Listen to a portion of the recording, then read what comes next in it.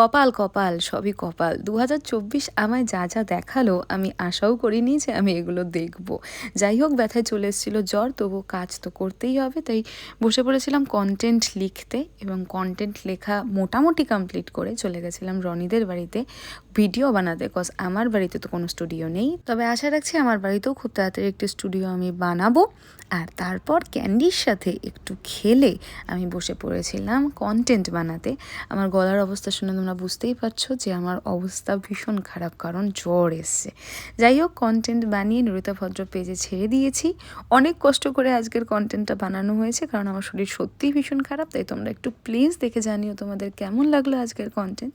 আর তারপর চা খেয়ে দেখলাম আমার 25K YouTube family complete. Thanks a lot.